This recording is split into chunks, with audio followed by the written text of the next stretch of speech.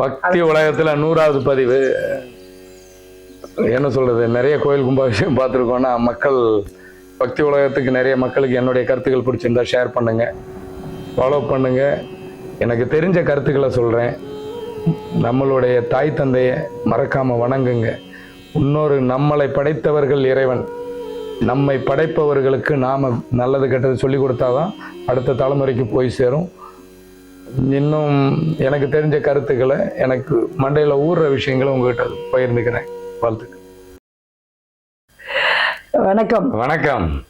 இப்ப உள்ள காலகட்டத்துல வந்துட்டு கண் திருஷ்டி அப்படின்றத மக்கள் ரொம்பவே நம்புறாங்க. அதுக்கு பல்வேறு பரிகாரங்கள்லாம் தேடி போயிட்டு இருக்கிறாங்க அவங்களுடைய ஆத்ம திருப்திக்கு. உண்மையான பரிகாரம் அப்படின்றது என்ன கண் திருஷ்டிக்கு? கண் திருஷ்டிக்கு என்ன பரிகாரம் அப்படின்னு சொன்னா, உலகத்துல இதை விட சிறந்த பரிகாரம் இருக்க முடியாது. இப்ப நான் சொல்ற விஷயங்களை நல்லா கூர்ந்து கவனிச்சீங்கன்னா, கண் திருஷ்டிக்கு இனிமேல் வாழ்க்கையில யாருமே பரிகாரம் இதை மாதிரி பண்ண வேண்டியது இருக்காது. புதுசா தேட வேண்டியிருக்காது. கல்லடிப்பட்டாலும் கண்ணடிப்படக்கூடாது. ஒரு குடும்பம் சுக்கு நூறா உடஞ்சிருது, கண் திருஷ்டிக்கு நிரந்தர தீர்வு அப்படின்னு சொல்றாங்க.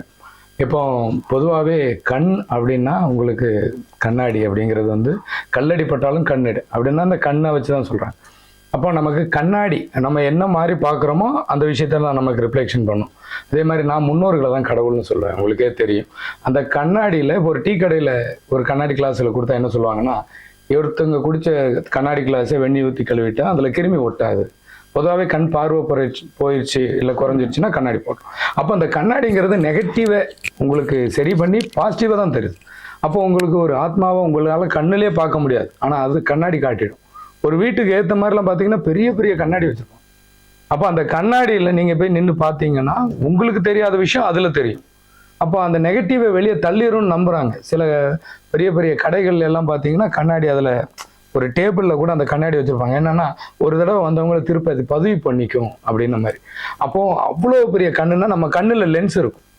அப்போ உங்களுக்கு கல்லடிப்பட்டாலும் கண்ணடிப்படக்கூடாதுங்கிறதுக்கு ஒரு உதாரணம் நான் சொல்கிறேன். இளமையில் கல் அப்படின்னு என்ன அர்த்தம்?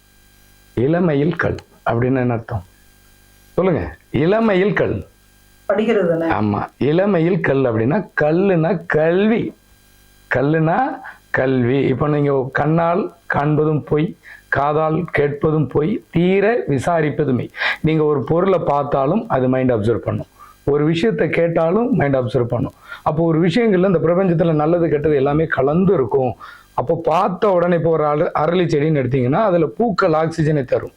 அப்போ அதனுடைய காய் நம்மளை கொண்டுடும். இப்போ எல்லா பொருளையும் நன்மை தீமை இருக்கு. அப்போ பார்க்குற உடனே இது நல்லது கெட்டதுன்னு தீர்மானம் பண்ண முடியாது. கேட்ட ஒரு விஷயத்த நல்லது கெட்டதுன்னு தீர்மானம் பண்ண முடியாது. அதே மாதிரி ஒரு விஷயத்த பார்த்தாலும் கேட்டாலும் அப்சர்வ் பண்ணி அது நிரந்தர தீர்வு கொடுக்கறது என்னன்னா அறிவு. அந்த அறிவுக்கு பேர் தான் கண். அப்போ கல் அடிபட்டாலும் கண் அடிபடக்கூடாது அப்படின்னா, கல்விங்கிறது கெட்டு போனாலும் அறிவுங்கிற கண்ணை கெடுத்துறாதுன்னு சொன்னா உங்க அறிவுக்கு பரிகாரம். அது எப்படி ஆயிடுச்சு அப்படின்னா, அந்த காலத்துல படிக்கல, அதனால பாமர மக்களுக்கு கோயில் இந்த இடத்துக்கு போ, அந்த பூர்வீகத்தை 12 வருஷத்துக்கு ஒருக்கா அந்த கோயில் கும்பாபிஷேகம் பண்ணலன்னா சாமியே இல்லைங்க. இப்போ 12 வருஷத்துக்கு ஒருக்கா நீ அந்த மண்ணை மிதிக்கணும். உன் பூர்வீகத்தை மிதிக்கலைன்னா உனக்கு அந்த எனர்ஜி இருக்காது. வெளிநாட்டில் ஒருத்தன் 10 வருஷம் வேலை செஞ்சுட்டு திருப்பி வந்து அவனுக்கு டி விட்டமின் இருக்கா இல்லையான்னு செக் பண்றாங்க. ஏன்? அங்க சூரியன் இல்லையா? சூரியன் இருக்கு. அப்போ அந்த சூரியன் வேற, நீ பிறந்த இடத்துல உள்ள மண்ணு வேற. அப்போ அந்த இடத்துல உனக்கு நோய் எதிர்ப்பு சக்தி அதிகமா இருக்கு. அப்போ அந்த மண்ணை மிதிக்கலங்கும் போதே உனக்கு நெகட்டிவ் ஆரம்பிச்சிருக்கு. அப்போ அந்த அறிவுங்கிற கண்ணை கெடுத்துறாத. இப்போ நிறைய விஷயங்களை தெரிஞ்சுக்கன்னா அறிவுக்கு பரிகாரம். இன்னைக்கு கயிறு கட்டு, அதாவது ஒரு ஒருத்தன் கண்ணு பட்டுச்சுன்னா அறிவுங்கிற கண் சிவனுக்கே உண்டு. நெற்றிக்கண்ணை காட்டிலும் தமிழை குற்றம் சொன்னா குற்றம். சிவபெருமானுக்கே தமிழை குறை சொல்ல இது கிடையாது. அப்ப நம்மளுடைய அறிவை குறை கடவுளாலேயே சொல்ல முடியாதுங்கும் போது அறிவுக்கு பரிகாரம் பண்ணுங்க. அறிவுங்கிற கண்ணு கெட்டு போச்சு. கரெக்டு தான். உன்னோட அறியாமைங்கிற இருள் சூழ்ந்ததுனால அறிவுங்கிற கண்ணு கெட்டு போச்சு. படிச்சா அறிவு வளரும்னு சொன்னா, நீ இன்னைக்கு படிச்சாதான் வேலை பார்க்க முடியுங்கிற. அப்போ உன் படிப்பை நீ அடமானம் வச்சு அதை பணமாக்குற முயற்சியில தான் நீ படிக்கிறியே தவிர அறிவை வளர்த்துக்கணும்னு யாரும் படிக்கல. அப்போ முதல்ல பொருள் அறிந்து விளக்கம் தருக அப்படின்னா, ஒரு பொருளை படிக்கும் போது அதனுடைய நல்லது கெட்டதுன்னு அறிஞ்சு அதன் நன்மை தீமைகளை விளக்கம் தெரிஞ்சு படிச்சா உனக்கு வாழ்க்கையில் என்னன்னு தெரியும். அதான் ஏட்டு சுரக்காய் கறிக்கு உதவாதுன்னா வெறும் நோட்டை படித்து அதில் உள்ளதை அப்படியே காப்பி அடித்து எழுதிட்டு பாஸு, இந்த டிகிரிக்கு ஒரு வேலை கொடுங்க. வெளிநாட்டுக்காரனுக்கு கப்பம் கட்ட முடியாதுன்னு அடித்து விரட்டினது நம்ம முன்னோர்கள். வெளிநாட்டு உணவுல இருந்து வெளிநாட்டில் உள்ள வேலையிலிருந்து அத்தனைக்கும் ஐயா நீங்கள் வேலை கொடுத்தா சரி எங்கள் படிப்பை நீங்கள் வச்சுக்கிடுங்க அப்படின்னு சர்டிஃபிகேட்டை கொடுத்துட்டு இன்னைக்கும் அதுக்கும் கப்பம் கட்டுறது நம்ம. அப்போ நம்மெல்லாம் தமிழன் உணர்வு இருக்குன்னு நீ சொல்லவும் கூடாது, தமிழன்னு பெருமை பேசவும் கூடாது. அந்த தகுதி கிடையாது. புரியுதுங்களா? ஏன்னா தமிழ் மொழியில நிறைய கருத்துக்கள் மறைஞ்சிருக்கும். 2 அடி திருக்குறள்னா அதனுடைய வாழ்க்கையின் அர்த்தம் இருக்கும்.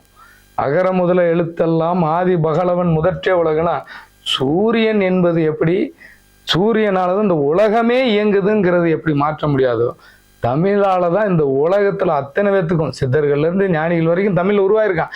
அவன் சொன்ன கருத்துக்களை விட்டாச்சு, சொன்னவனை பிடிச்சுக்குவான். அந்த காலத்துல இறைவன்ட்ட என்ன சொல்லுவாங்கன்னா, ஒருத்தன் வந்து வேலைக்கு போறான், அவன்கிட்ட சாப்பாட்டுக்கு காசு இல்லை, அந்த காலத்துல உணவு பற்றாக்குறை. அப்போ ஒரு வேட்டையாடி கொண்டு வந்தாங்கனாலும் அந்த குடும்பத்துக்கு கொண்டு வந்து மொத்தமா சாப்பிடுவான். இப்போ அப்படி கிடையாது, நான் சம்பாதிச்சு நான் மட்டும்தான் அனுபவிக்கிறேன், 4 பேத்துக்கெல்லாம் பயன். அப்ப என்ன சொன்னா, அன்னைக்கு கேட்டது இறைவா எனக்கு கைகால் சுகத்தை கொடு, நல்ல தெம்பை கொடு, உழைக்கிறதுக்கு எண்ணத்தை கொடு, எந்த நோய் நொடியும் கொடுக்காத. இது இறைவன்கிட்ட கேட்டது. இன்னைக்கு இறைவனை காலத்துக்கு தகுந்த மாதிரி மாறியாச்சு. எனக்கு வந்து நான் அந்த 4 பேர் கார் வச்சிருக்கேன், எனக்கு ஒரு 4 கார் கொடு, எனக்கு ஒரு 4 வீடை கொடு. அவன் என்ன பார்த்துட்டான், அதனால நான் கெட்டுட்டேன். முதல்ல அதாவது மறதி அப்படிங்கிறது உனக்கு பெரிய நோய். நீ என்னைக்குமே எல்லாத்துக்கும் நிரந்தர தீர்வு இருக்கு. அதை மறந்துட்டு அதை அடிபட்டுட்டு இது அடிபட்டு பட்ட காலில் படும் கெட்ட குடி கெடும் அப்படின்னாலே தெரிஞ்சு. உன்னுடைய கால் அப்படின்னா என்ன அர்த்தம்? பட்ட காலில் படும் கெட்ட குடி கெடும் அப்படின்னா உன்னுடைய முன்னோர்களுடைய விஷயம் விட்டு போச்சுன்னா, ஒரு இப்போ ஒரு தாத்தா வழியில் அடிபட்டுருச்சுன்னா அது அப்பனுக்கு வருது, தாத்தாவுக்கு ஒரு நோய் இருந்தால் அதை கேட்டால் அது மரபணுங்கிறீங்க. இதே மாதிரி தான் பூர்வீகத்துக்கு தேடி போ, எல்லா விஷயத்துக்கும் தீர்வு இருக்கும். அறிவுக்கு பரிகாரம் பண்ணிடுறேன்னா அதுக்கு ஒரு ஹோமம், பசிக்கு பரிகாரம் இருக்கா, நோய்க்கு பரிகாரம் இருக்கா, தூக்கத்துக்கு பரிகாரம் இருக்கா, எந்த விஷயத்துக்கு பரிகாரம் இருக்கு? இதெல்லாம் பண்ணா தீர்ந்துரும்னா பரிகாரம் மட்டும்தானே. எதுக்கு மருத்துவத்துறை, அதுக்கு எதுக்கு மற்ற விஷயங்கள் எல்லாம்? ஹோமங்கிறது நிறைய அதாவது அறிவியலின் உச்சம் ஆன்மீகம். அன்னைக்கு அறிவியலை ஆன்மீகமா, மருத்துவத்தை ஆன்மீகமா, அறியாமைங்கிற இருளை போக்குறதுக்கு ஆன்மீகமா கொடுத்த நம்ம முன்னோர்களை இன்னைக்கு அவன் அறிவு திருட்டு பண்ண ஆரம்பிச்சிட்டான். இவன் எதுக்காக ஓடுறான்? தான் குழந்தை குட்டிக்காக. அப்ப நீ இதை செய்யலைன்னா உன் குடும்பத்துக்கு 1000 பயந்த உடனே பண்ணிடும். ஐயோ ஏதாவது 1000 நம்ம பிள்ளைகளுக்கு 1000, அப்பாவுக்கு 1000, அம்மாவுக்கு 1000, நம்ம குடும்பத்துக்கு கெட்டு போயிடும் அப்படின்னு சொன்ன உடனே ஐயா நீங்க என்ன சொன்னாலும் செஞ்சிருவேன். அவன் பாக்குறதுக்கு ஃபீஸ் 500, பரிகாரத்துக்கு 50,000, முடிஞ்சு போச்சு. அப்போ இவன் பயந்துடுறான்ல. இவன் பயப்படும் போது அப்போ ஏதோ ஒரு சமூகத்தினர் சொல்லுவாங்க, பசுமாடை கொண்டாந்து 7 தலைமுறைக்கு பாவம் தீராது. அந்த சமூகத்தினரை அந்த சமூகத்தினரை எவனையாவது கொண்டுட்டான். சில சமூகத்தினர் இருக்காங்க, அந்த சமூகத்தினர் யாராவது ஒருத்தங்க கொண்டுட்டோம்னா 7 தலைமுறைக்கும் அந்த பாவம் போகாது. ஏன்னா நம்ம ஆளு அடிதடின்னு இறங்குறவன். அவன் சொல்ற பரிகாரத்தை நீ நம்புறன்னா, அடிக்க போயிட்டீன்னா அவனுக்கு அவன் சொல்றான், அப்ப என்ன கொண்டுட்டீங்கன்னா உனக்கு தோஷம் அவனை அடிச்சுட்டா நமக்கு குடும்பம் வரைக்கும் தோஷம், குடும்பம் அழிஞ்சிரும்டா, பயத்தை கொடுத்துட்டான் பாருங்க. அப்போ தன்னை பாதுகாக்கிறதுக்கு பயங்கர விதையை விதைக்கிறான். நீ என்னைக்கு அடுத்தவன் பேச நம்புறியோ நடு தெருவில் தான் நிற்ப. வெளிநாடு கிடையாது, சுற்றி இருக்கிற எல்லா நாடும் ஒன்று ஆளும்.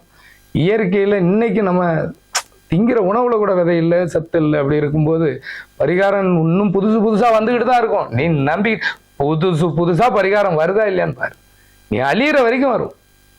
இப்போ நாம தெளிவாக இருந்தாதான் இப்படி கண் திருஷ்டிங்கிறது உண்மை கிடையாது. கண்ணுன்னா அறிவு. அந்த அறிவை பயன்படுத்தி தெளிவான நீரோட மாதிரி, அந்த எவ்வளோ பெரிய நீரோடையா இருந்தாலும் கடைசியில் போய் சேரும் இடம் கடல், அது கெடாது. அறிவுங்கிறது கடல் மாதிரி, என்னைக்கும் கெடாது, யாரையும் கெடுக்காது. அறிவுங்கிறது கடல் மாதிரி, அந்த கடலை சார்ந்தவங்களையும் அது காத்துமே தவிர யாரையும் கெடுக்காது. இப்போ நிறைய இப்போ சைனல் சாப்பிட்டா சேர்த்துருவாம்மா, அதை கொண்டு போய் கடலில் போட்டால் என்ன கடல் கட்டுருமா? 1000 வருஷமா சாக்கடையில் மூழ்கி செத்தவனும் இருக்கான். அந்த சாக்கடையும் சுத்தம் பண்ணுது. அத்தனையும் நெகட்டிவையும் வெளியே தள்ளி உன்னை சுத்தமாக மாத்துறது கடல். அதே மாதிரி அறிவுங்கிறது கடல். அதை மக்கி குப்பையாக்கிறாதீங்க.